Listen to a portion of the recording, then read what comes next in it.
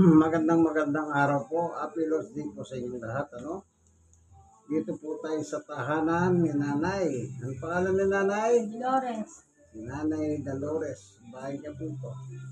Siya naman po si... Sir Carol, magandang hali po. Ayan, ang kanya po isang anak na babae. Every Sunday, pumapasok po tayo sa kanila. Tumadalaw, dinadala ng salita ng Diyos. Kasi po sa estado nila sa buhay ngayon sa ngayon hindi na po sila nakakapunta ng simbahan. Si Nanay, siyempre senior citizen, may kapasana na rin, at siya PWD po, kaya nung nakilala ko, lagi na lang po ako pumupunta sa kanila para dala sila ng salita ng Diyos. Ito po yung nakalagay sa Biblia po. Amen, sabi niya, ang Biblia ng mga pastor. Sa kasulatan po, meron tayong mababasa na ganito. Pero bago tayo magsimula, tayo muna hihingi ng tulong sa Diyos upang siyang manguna sa atin sa pag-aaral ng kanyang turong aral, sapagkat napakahalaga po ng salita ng Diyos sa buhay ng tao. Panginoon Diyos, aming Ama, minsan pa lumalapit po kami sa iyo upang samahan kami sa pagbubulay ng iyong salita, sapagkat ang salita mo ay aming pagkain pangkaluluwa. Salamat po sa ngalan ni Jesus. Amen. Ang sabi po ng Biblia sa libro ng Juan 1:29, kinabukasan nakita ni Juan si Jesus na lumalapit sa kanya. Sinabi niya, tignan ninyo, siya. Ang tinutukoy niya po si Jesus, ang lumalapit, ang kordero ng Diyos na nag-aalis ng kasalanan na sa libutan. Tinawag niyang kordero si Jesus. Ang kordero po isang uri ng mga hayop na inahandog po sa panahon nila noon sa mga Hudyo para mapawi ang kanilang mga kasalanan.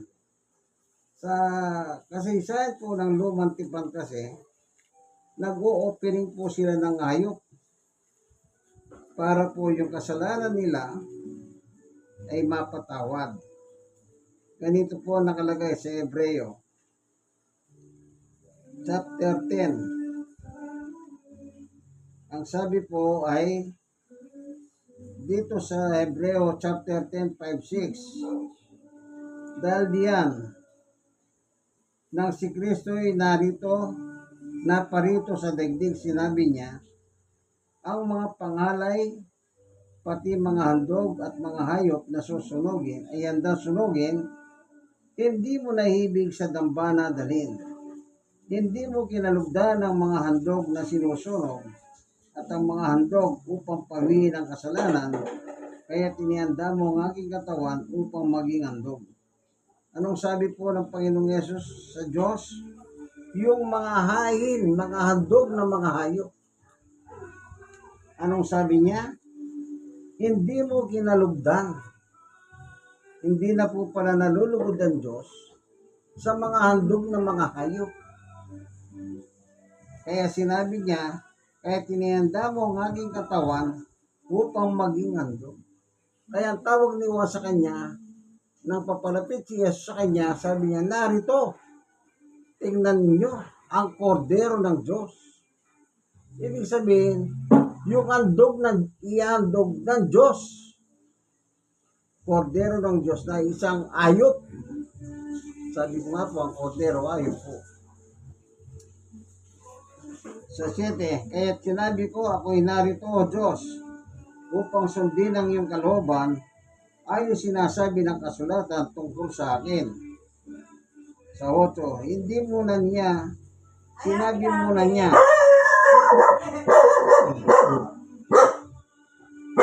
hindi mo ninais o kinalugdan ng mga alay at handog na hayop mga handog na susunugin at ang mga handog dahil sa kasalanan, kahit inihandog iyon ayon sa kautusan. Sa kanya dinugtong, ako'y narito upang sundin ang iyong kalooban.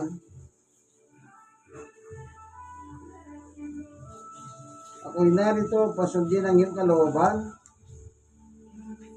Sa ganitong parahan, inalis nga ng Diyos ang unang handog, yung paghahandog ng hayop, at pinalitan ng handog ni Kristo, yung kordero.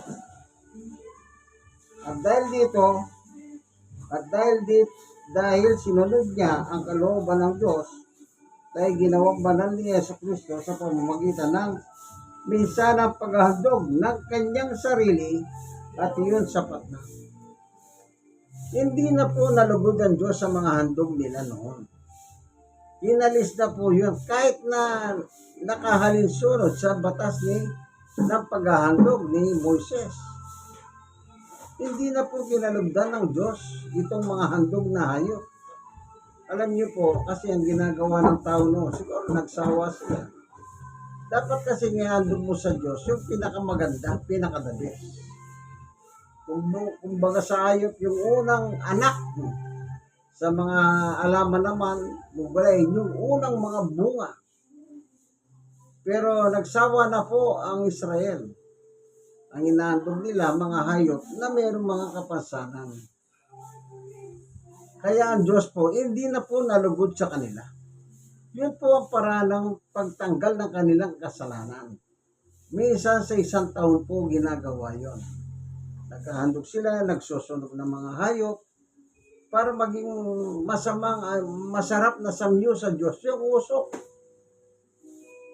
Kanya lang, hindi na nga po kinalugdan kasi nga ang inahandog nila yung mga hayop na may diferensya. Kaya ngayon, si Jesus na ngayon ang ipinalit. Siya na po ang inihandog ngayon, si Jesus. At ang kanyang paghahandog, minsan lang, tama na. Minsan lang, tama na. Anong sabi ni San Pedro? Doon sa handog ni Jesus. Ganito po naman ang nakasulat sa 2:24 ng unang Pedro.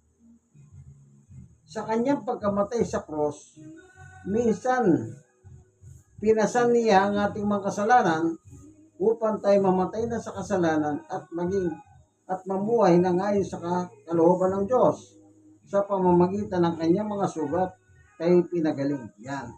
Siya po ang pinalit ng mga handog ngayon, si Jesus. Yung kanyang katawan handog po sa ibabaw ng cross, hindi po ba? Doon siya namatay. Nung araw kasi, doon sa meron talagang pinaghahandugan doon na kinakatay po yung mga hayop talaga. Sinusunod. Yung basta may masakit po yun.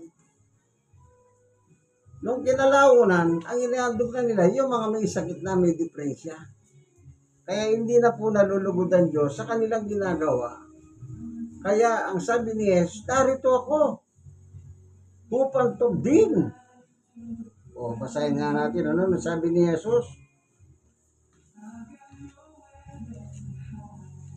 Balikan natin yung Hebreo chapter 10. Sabi niya, sa 18, sinabi muna niya, hindi mo ninais o kinalugdan ang mga alay na handog na mga hayop, mga handog na sinusunugin at mga handog dahil sa kasalanan. Kahit ito'y inihandog ayon sa kautusan, sa kanya sinabi, idinugtog, narito ako upang sundin ang iyong kalooban. Sa ganitong parahan, inalis ng Diyos ang unang handog at pinalitan ng handog ni Kristo. Sabi niya, narito ako. Kaya ang ginawa ng Diyos, sinugo si Jesus dito sa lupa. Kasi si Jesus po nakatira sa langit, anak siya ng Diyos na buhay. Kaya sinugo siya. Tingnan natin. Sa libro ng Galatia 4, ganito mababasa.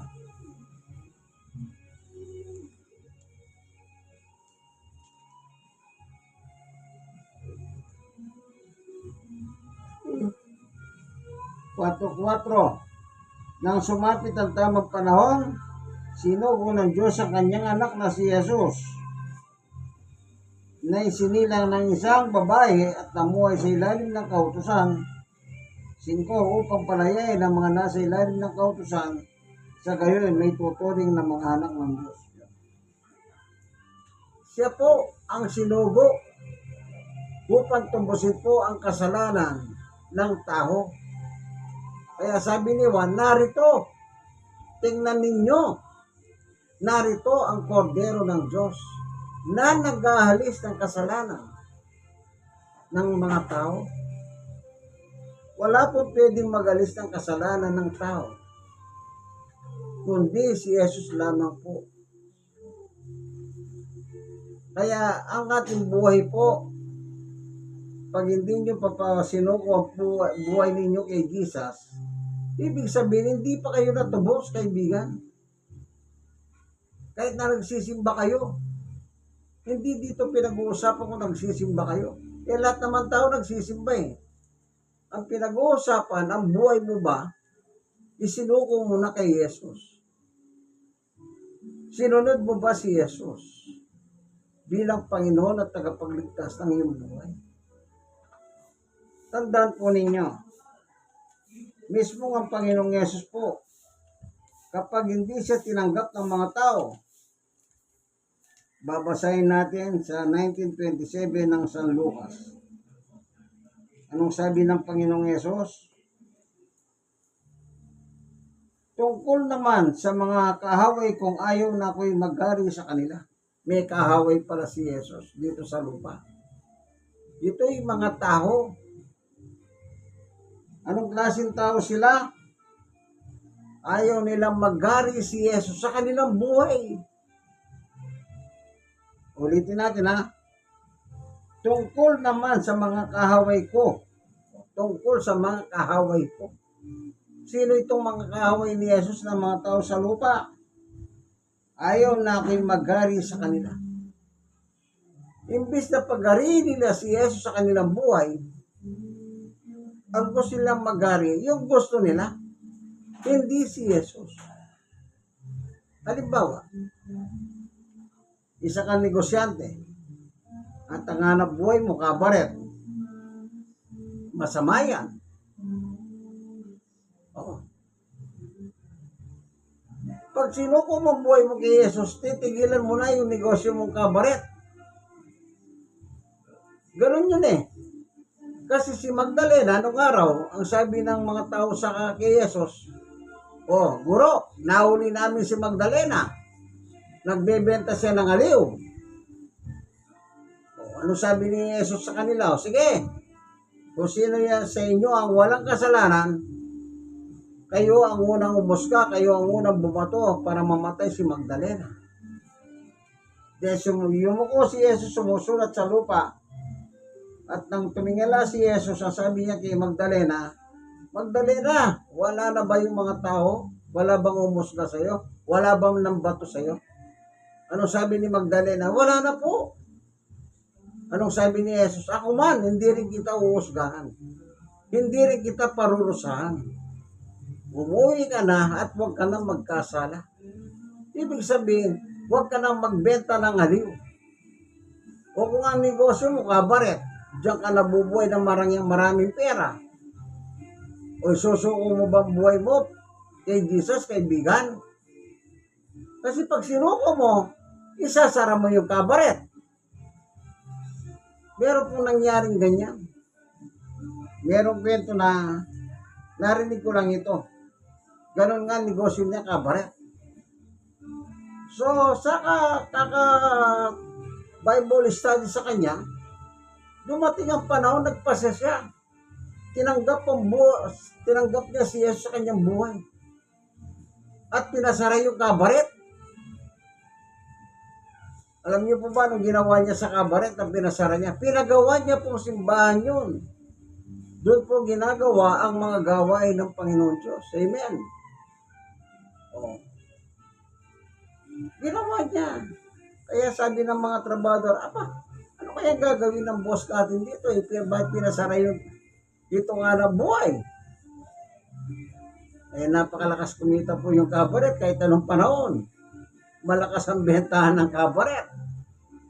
Oh. Naalala ko sa Pampanga, meron doon. Kung tawagin, herya. Pag sinabi ng herya, ibig sabihin, bahay aliwan. Oh. Ganun ang tawag noon. Nagtatanong sa ano, nagpunta ka ba ng herya? Oh. Ibig sabihin, nagpunta ka ba sa bahay aliwan? Ano yan? Mga nagbebenta ng aliwan, kaibigan. Kaya, ang sabi ni Jesus, yung ayaw maghari ako sa kanila. Anong sabi ni Jesus?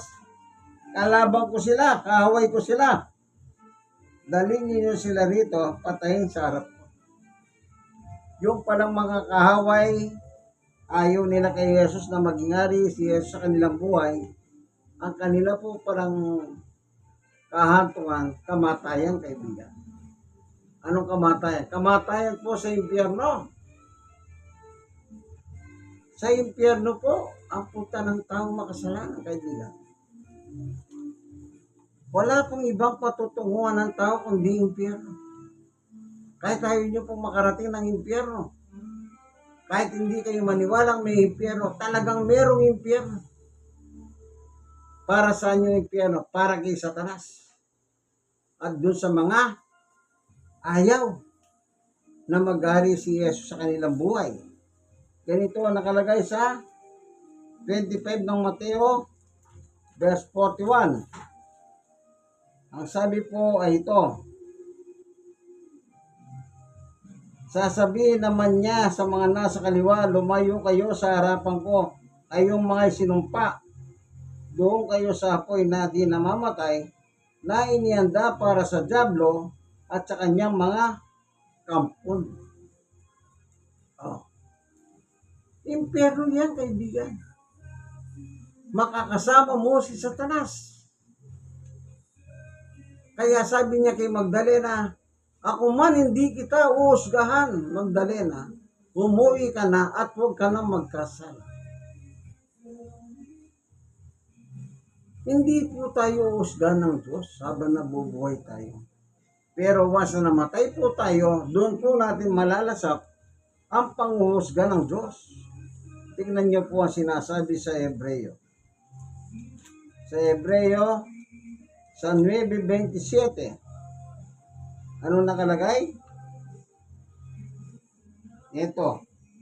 Itinakda sa mga tao na minsan lamang mamatay at pagkatapos ay ang paghuhukom. After death, judgment. At habang nabubuhay po tayo, binibigyan tayo ng pagkakataon ng Diyos na magsisi sa ating mga kasalanan, magbalik loob sa Kanya, para hindi po tayo parusahan. Pero kung magmamatigas ka, kaibigan, hindi mo isusuko ang buhay mo kay Jesus. Siya na nga po ang nagandog ng sarili niyang buhay para sa yung kasalanan natin na hindi natin kayang bayaran sa Diyos. Tinubos na po ni Jesus. Hindi po ba kayo masaya na mayroong tumubos ng ating kasalanan? Oh.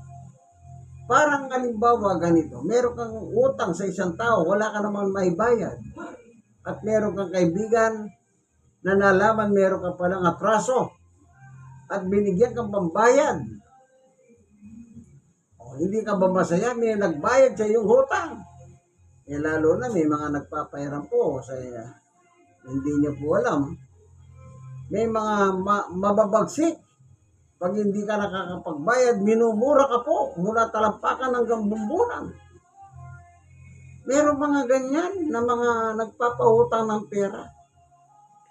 Kapag hindi makabayad yung umutang sa kanila, sandamakmak na mura po ang abutin mo. Ako nagsuboy, pastor. Mura ako. Totoo. Napayapa. Kaya sabi ko sa mga nagpapautang, 5, 6. huwag na kayong magpautang. Dahil darating ang panahon, sadyang may mga tao hindi marunong magbayad. At mapapahaway kayo. Nagkakaroon po ako. Hindi ako magbayad. Ganun po. Alam niyo ako naman, nung araw, ito nangutang din naman ako nung araw. Pero, lagi ko pong binabayaran yung interest na isang taon ko nang binabayaran. 1,000 lang yun Asa po kayo siya, patay lang po siya. Yung, Isang taon kong binabayaran ng interest kada sweldo. Nung napayuan ako ng aking tsuhin, huwag mo nang bayaran eh. Isang taon ka na pa na nagbabayad ng interest, sabi niya. Kaya ginawa ko, sabi ko, hindi na ako magbabayad, Kuya Rudy. Eh sabi niya, bakit? Eh, may gitna ako isang taon nagbabayad ng interest. Sulit na yung bayad kong yun, ako. O ano sabi niya, hindi ka na makakahutang. Hindi na ako talaga mangungutang. Kaya tandaan mo, hindi na kita babayaran. Eh, para ka na rin ako nakapagbayad. May isang taon na po eh. Oh. Hindi naman siya nagalit. Wala siya sama ng loob. Bakit? Eh, buwan-buwan binibigyan kong interest eh. Ang mahirap po, nangutang ka, wala kang naibigay kahit ano. Yun ang kung minsan po, umatong pa sa sakitan. Naalala ko, merong Bombay doon sa amin noon. Mabait sa Bombay, si Johnny. Inuutangan siya lagi ng mga kasama ko sa trabaho. Bandang huli, hindi na nagbabayad. Alam niyo po ba, nagalit si Johnny? Yung Johnny, hindi naman kataasan. Para siyang size Pilipino lang. Sabi niya, gusto niyo, suntukan na lang tayo. hindi ba sabi sumpa po yun sa kanila? May latin, may dasal, mabumba. Hindi ko alam po. Hindi ka pagbayad sila. Hindi ko alam po, dasal. Basta sinabi ng Johnny, gusto niyo, suntukan na lang tayo. Kaya sabi ng matandang kasama namin, Oy Johnny, sa susunod maghanap ka ng pautangin mo. Yung mga siraulo, pautangin mo. Pero huwag kang magpahiram sa mga ito. Tinuro yung mga kasama ko sa trabaho. Oh. Meron pa. Kumakain sila, nililista. Bandang uli, sabi ng mga empleyadong kasama ko, wala naman akong utang dyan eh. Eh, mabait yung may-ari ng karinderya. Kita niya. Talagang pag nagpapahutang kayo, darating ang panahon, meron po talagang hindi magbabayad. Tandaan niyo po yan. Tanggapin niyo na po yung katotohanan. Pero tayo, wala tayong kayang pambayad sa ating mga hutang sa Diyos. Ang ginawa ng Diyos, pinadala si Jesus at siya po ang inihandog para mabayaran ang ating kasalanan sa Diyos. Salamat, Panginoon Diyos. Salamat po. Kami po bilang mga tao, wala kami magagawa. Pinadala mo si Jesus, ang iyong buktong na anak, upang siyang magdusa, maghirap, at hanggang mamatay sa ibabaw ng krus. Salamat po, Panginoon Diyos, sapagkat may tumubos sa aming mga kasalanan, ay walang iba kundi ang iyong anak na si Jesus. Salamat po sa ngalan ni Jesus. Amen. Kaibigan, pag hindi nyo pa sinukong buhay nyo, may consequence po yan pagdating ng araw. Pero mas maganda, bago tayo datnan ng kamatayan, isuko na po natin ang ating mga buhay sa Kanya. Ito po ang inyong kaibigan Jesus, Brother Manny Bautista. Nandito po tayo sa Barangay 102. Zone 8, Distrito Antondo, Manila, sa tahanan ni Nanay at ni God bless us all po. Bye.